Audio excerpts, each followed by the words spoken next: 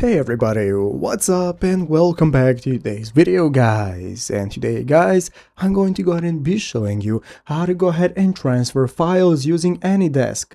This is a very simple thing to do, so make sure to watch this quick and easy video till the very end, follow my steps correctly, so you can make sure that this works the same for you and you can do this yourself. But yeah guys, let's get straight into it.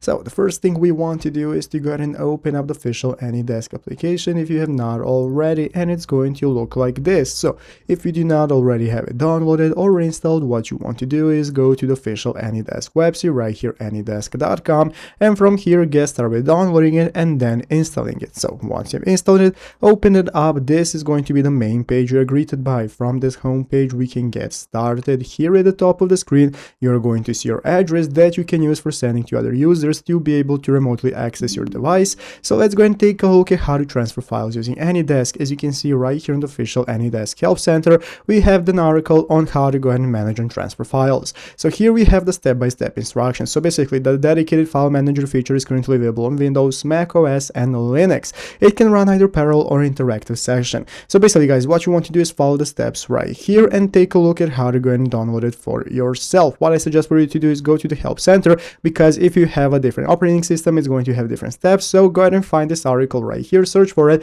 and then follow step by step on how to get started with using file transfer and what you need to do to be able to install it and set it up. All of that is going to be available right here. So I hope this video was helpful. If it was, make sure to leave a like and subscribe to the channel. Thanks for watching, take care and bye.